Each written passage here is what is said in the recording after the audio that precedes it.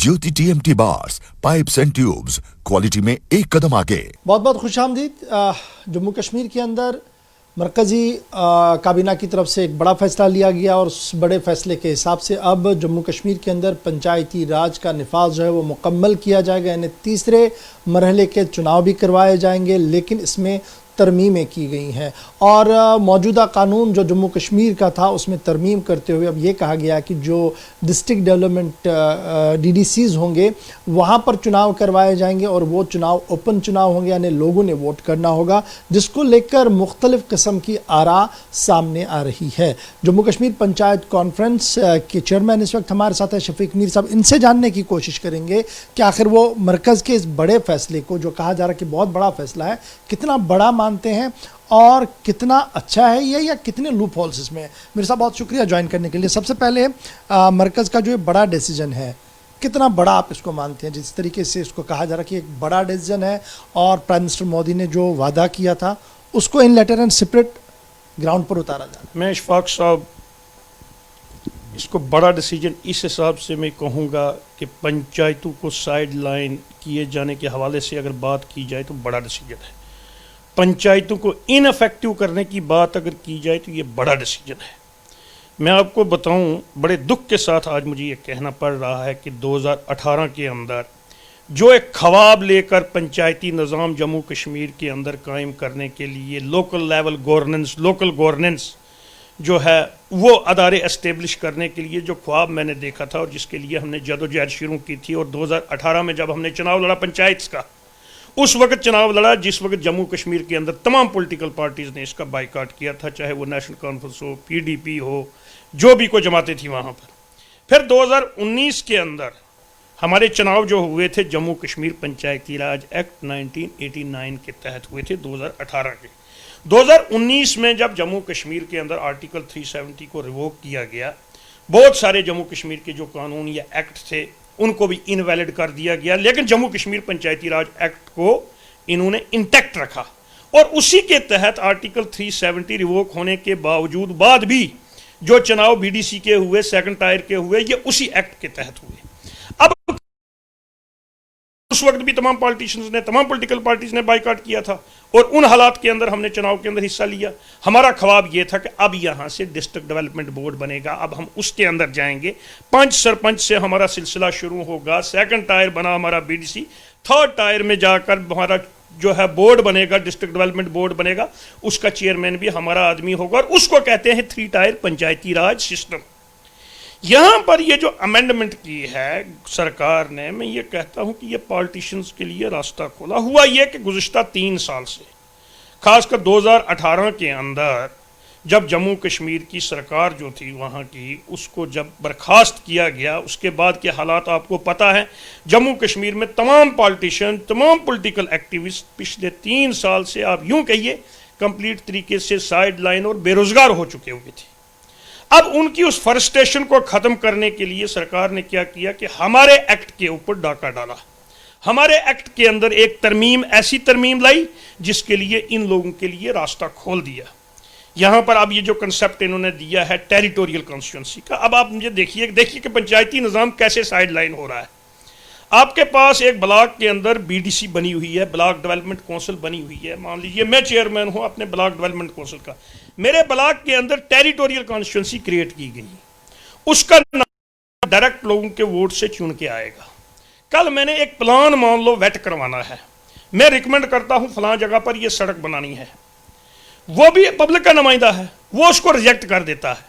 अब सामने वाला अफसर जिसको इसको एग्जीक्यूट करना है इस प्लान को, वो किसकी सुनेगा? मेरी सुनेगा या उसकी सुनेगा? वो तो कंफ्यूज हो गया ना। अब ये इंस्टीट्यूशन के खिलाफ इंस्टीट्यूशन खड़ा किया गया, इंस्टीट्यूशन के अंदर एक इंस्टीट्यूशन खड़ा किया गया और हमारे दरमियान एक लड़ाई लगा दी गई। अब एक पंचायत, अब यहाँ तक कि असर इसका नहीं पड़ रहा है, एक पंचायत है, इंडिपेंडेंट अदारा है हमारा, उसका सरपंच जो है सरबराह है, उसके ऑटोनमस इख्तियारात हैं। कल एक पंचायत सरकार से ये मुतालबा करती है, डिस्ट्रिक्ट बोर्ड से ये मुतालबा करती है कि मेरी पंचायत के अंदर फलां प्रोजेक्ट बनाया जाए। पंचायत वहां पर अपना रेजोल्यूशन भेजती है, लेकिन उस बोर्ड के अंदर पावरफुल मेंबर कौन बैठा हुआ है? टेरिटोरियल नुमाइंदा। वो वहां पर उसको रिजेक्ट कर देता है कि ये नहीं करना, ये करना, क्योंकि वो भी अवाम का नुमाइंदा है। अब देखिए किस तरीके से पंचायती राज सिस्टम जो है वो जो है डिरेल हो रहा है। लेकिन डिरेल आप कह रहे हैं कि देखिए ये तो एक पहला आपका इल्ज़ाम ये है कि ये जो सिस्टम किया गया है इससे जनाब एक दरवाज़ा खोला गया बाहर से लोगों का लाने का। लेकिन जब हम आईन हिंद को देखेंगे, कॉन्स्टिट्यूशन के अवराक को पढ़ते हैं, तो चुनाव लड़ने के लिए तो हर एक को आज़ादी है, लड़ तो सकता है। हमने ये कहाँ कहा कि वो चुनाव ना लड़े, हम उसके एक मुखालफ नहीं है, आप चुनाव करवाइए। लेकिन आप ये बताइए कि डिस्ट्रिक्ट डेवलपमेंट काउंसिल जब आप बना रहे हैं, उसका जब चेयरमैन चुनना है, वहाँ बीडीसी वाले को वोट देने का हक क्यों नहीं है? हम भी तो चुने हुए नुमाइंदे हैं ना, वोट सिर्फ वही 14 क्यों देंगे वहाँ पर जो है डीडीसी का चेयरमैन चुनने के लिए? वहाँ पर हमारा हक क्यों मारा गया? ठीक है, आपने ये चुनाव करवाया है, कोई भी आदमी चुनाव लड़ सकता है, उससे रोका नहीं जा सकता है, लड़े। लेकिन जब डिस्ट्रिक्ट डेवलपमेंट काउंसिल का चेयरमैन आप चुन रहे हैं, वो बोर्ड बना रहे हैं, वहां पर सिर्फ टेरिटोरियल नुमाइंदे को वोट डालने का हक है, म्युनिसिपल चेयरमैन को वोट डालने का हक नहीं है, बीडीसी चेयरमैन को वोट डालने का हक नहीं है। मैं म्युनिसिपलिटी के मुद्दे पर भी आऊँगा, लेकिन सबसे पहले अगर गाँव की बात करें, गाँव में पंच सरपंच वेट करके आएगा बीडीसी के पास ब्लॉक काउंसिल में, वहाँ पर आप अपना प्लान एग्जीक्यूट करवाएंगे बीडीओ के ज़रिए से, यहाँ पर आपका मामला ख़त्म। अब आगे वाला जो है वो बनता है जब हमारी डिस्ट्रिक्ट डेवलपमेंट बोर्ड्स बनेंगे, जो अभी नहीं है, हो सकता है वो बने। तो जब ये आपको डर ये है कि जब हम ब्लॉक से होते हुए ऊपर आएंगे फाइनल वेट के लिए, तो वहाँ पर क्लैशेस पैदा होंगे। वहाँ क्लैश पैदा होगी, वहाँ चूंकि हमारा नुमाइंदा नहीं है, हम उसके मेंबर ज़रूर हैं, हम उस बोर्ड के मेंबर होंगे, ये जो तरमीम लाई है उसके ज़रूर होंगे, लेकिन वहाँ पर हमारी से नहीं होगी, से होगी टेरिटोरियल नुमाइंदे की। क्यों? चेयरमैन उसी ने चुना हुआ है, चेयरमैन ने जो फाइनल डिसीजन लेना वो उसकी रिकमेंडेशन पर लेना, क्योंकि चेयरमैन को अपनी जगह खतरा रहेगा माइंड के अंदर कि अगर मैंने टेरिटोरियल नुमाइंदे की बात नहीं सुनी, इसी के वोट से मैं बनाऊं, ये कल मेरे खिलाफ नो कॉन्फिडेंस कर सकता है। हमसे तो उसको कोई डर नहीं है, हमारी वो सुनेगा या नहीं सुनेगा वो उसकी जो है वो डिस्कशन होगी। इसमें जिस तरीके का खदशा आपको है, लेकिन आप ही के एक और जो पंचायत कॉन्फ्रेंस है, कुछ और लोग हैं, वो इसको काफ़ी इफ़ेक्टिव मानते हैं और उनका मानना है कि देखिए जो 70 साल में नहीं हुआ वो अब हुआ है और ये काफ़ी पॉजिटिव डेवलपमेंट है। हमने डॉक्टर जितेंद्र सिंह साहब के ट्वीट को देखा, उन्होंने कहा कि ये बड़ा अच्छा स्टेप है, बहुत देर बाद हुआ। जम्मू से भी आवाज़ें इसके हक में। देखिए मैं आपको एक बात बताऊँ, आपने डॉक्टर जितेंद्र सिंह साहब का जिक्र किया या बीजेपी का किया, उनकी सरकार है, उन्होंने जब ये किया है तो वो इसको अप्रिशिएट नहीं करेंगे तो क्या करेंगे? आप बाकी अपोजिशन पार्टी से पूछिए ना कि उनकी क्या राय है, जम्मू कश्मीर के अंदर जितनी भी अपोजिशन पार्टीज हैं आप उनसे पूछिए। रह गया सवाल, आपने पंचायत कॉन्फ्रेंस का जिक्र किया, वो पंचायत कॉन्फ्रेंस नहीं है, वो बीजेपी पंचायती सेल है।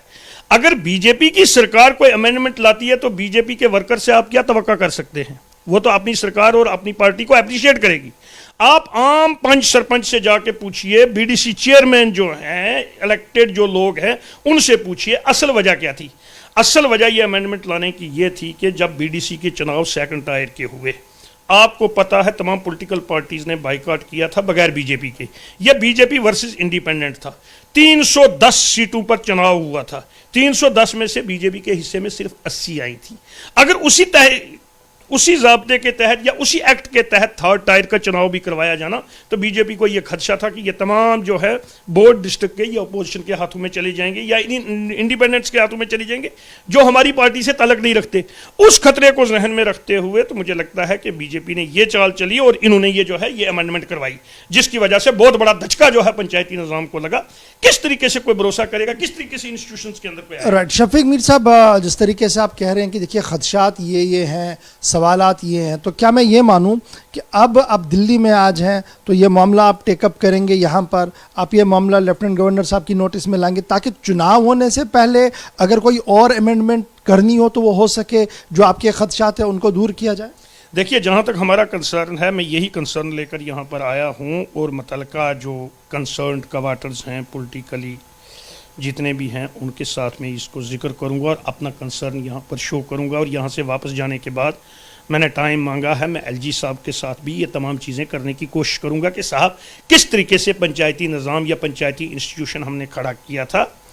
मैंने बार बार हमेशा कहा है कि panchayat is not a political institution, panchayat is a community institution और इसको पॉलिटिसाइज ना किया जाए।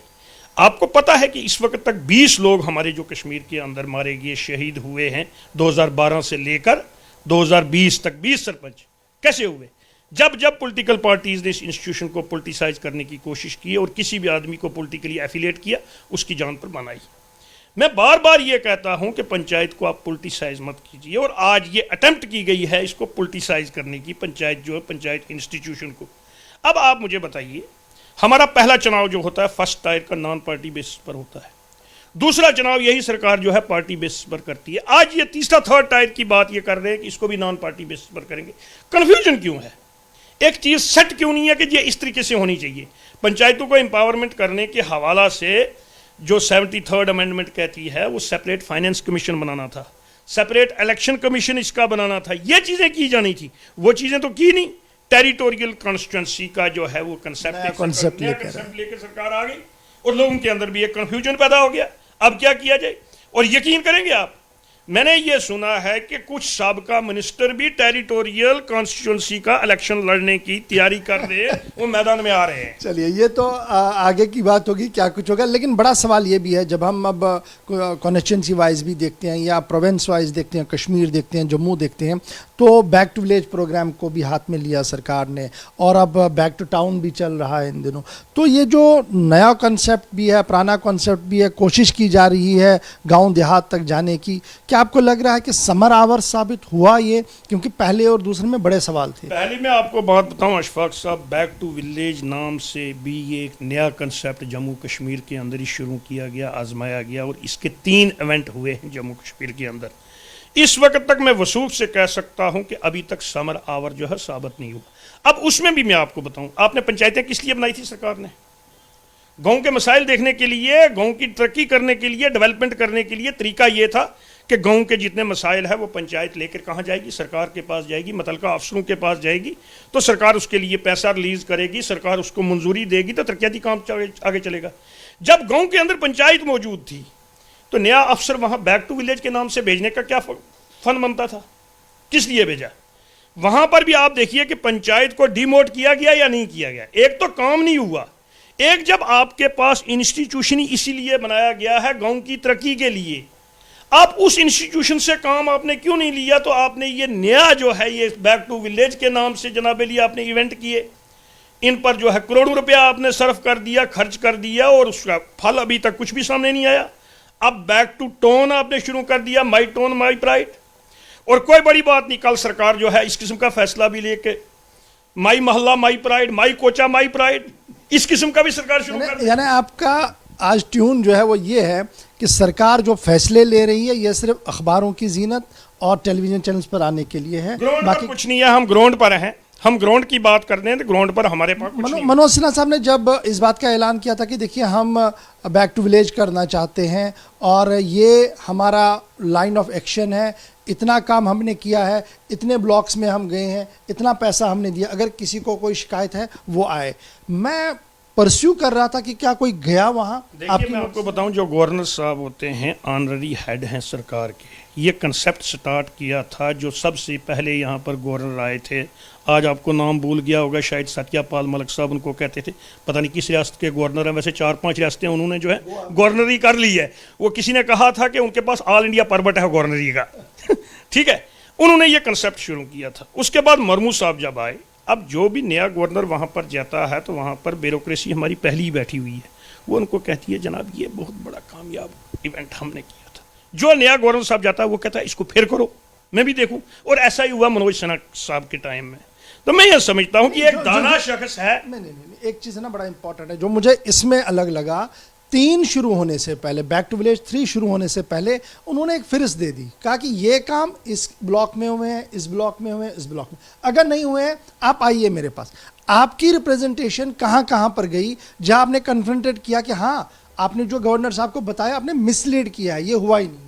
देखिए साहब, ये मैं आपको बात बताऊं कि हमारी रिप्रेजेंटेशन कहाँ कहाँ पर गई। आपके पास खबरें होंगी, आपके चैनल ने चलाई हैं कि बहुत सारे ब्लॉक्स के अंदर, बहुत सारी पंचायत्स के अंदर पंचायत मेंबरान ने इसका बाइकाट किया, और बाइकाट इसी वजह से किया था कि साहब जो हमारे साथ वादा बैक टू विलेज फर्स्ट में हुआ था वो अभी तक पूरा नहीं हुआ। आपने सेकेंड भी किया, आपने थर्ड भी किया। अब जब थर्ड इनने स्टार्ट किया तो इन्होंने उससे पहले अनाउंसमेंट किया जी कि हर पंचायत को 10-10 लाख रुपया दिया जाएगा बैक टू विलेज सेकेंड के काम शुरू करने के लिए। जो ही ये खत्म होता है तो दूसरा आर्डर ऊपर से निकल आता है कि जनाब अब जो है बैक टू विलेज के जो 10-10 लाख रुपया इसके टेंडर होंगे। पहले लोगों को कहा कि तुमने जो काम किए उसका ये पैसा आ गया। अब अगर लोगों ने बैक टू विलेज के आपके प्रॉमिस के हिसाब से काम पहले ही मुकम्मल कर दिए, अब आपने पैसा भेजा और अब कहते हो टेंडर करने, काम जब पहले ही हो चुके हुए तो अब टेंडर कैसे? यानी कभी इस बहाने से कभी उस बहाने से टाइम किलिंग एक्सरसाइज चल रही है, तो डिलीवर वहां पर मौके पर हो नहीं रहा है। तो ये जो वज़ीर-ए-आज़म साहब का एक बड़ा ख्वाब है कि तरक्याती मंजरनामे को तेज़ी के साथ आगे बढ़ाना है और हर घर के अंदर तरक्की दिखे, फिर तो वो धरे का धरा रहेगा। फिर तो मैं आपको बताऊं कि वज़ीर आज़म साहब के कलाम पर या उनकी हौसला अफजाई पर या उनके बयानात की बिना पर ही हम लोग भी सामने आए थे और हमने चुनाव लड़े थे। हम ये कहना चाहते हैं कि वज़ीर आज़म साहब ने जो ऐलानात किए थे वो वहाँ पर ग्राउंड पर पूरे नहीं हो रहे हैं, वो अभी तक पूरे नहीं हो रहे हैं। इसी वजह से हम ये कह रहे हैं कि अगर हमारा मान नहीं रखते, अपने वज़ीर आज़म साहब का मान तो रखो, जो बात वो यहाँ लाल किले से कहते हैं उस बात को तो सच करके दिखाओ, ये हमारा कहना है। इस वजह से मैं ये कहूँगा कि मैं इस वक्त भी अभी गवर्नर साहब से कहूँगा कि अगर वो ये देखें आपके चैनल के ज़रिए से, तो मैं उनसे अपील करूँगा कि आप इस अमेंडमेंट पर फिर नज़रसानी करो और पंचायती राज सिस्टम अगर एक बार यहाँ फेल हो गया तो दोबारा इन अदारों पर जो है कोई यकीन नहीं करेगा। इसको मज़ीद मजबूत कीजिए और बहुत बुरे हालात के अंदर हमारे लोगों ने ये चुनाव लड़ा हुआ है, उनको एम्पावर किया जाए, उनको कदर व मंज़लत की निगाह से देखा जाए और ब्यूरोक्रेसी जो बात गवर्नर साहब बता रही है आपको, उसको क्रॉस चेक किया जाए। तो हम इससे जो है मुतमईन नहीं है कि जिस तरीके से सिस्टम चल रहा है उस तरीके से हम मुतमईन नहीं है। हम क्या मुतमईन नहीं है, किसी भी आम आदमी से आप जाके पूछ लीजिए, कोई भी इंसान जो है मुतमईन नहीं है जिस तरीके से चीज़ें चल रही हैं। तो हम ये अपील करते हैं गवर्नर साहब की अपनी ज़ाती अप्रोच जो है वो बहुत खुश आइंद है। जैसे कश्मीर के अंदर इन दिनों में, या आप ये देखिए राजौरी के अंदर वो बच्चे मारे गए थे, उनके घर में जाना, हौसला अफजाई करना।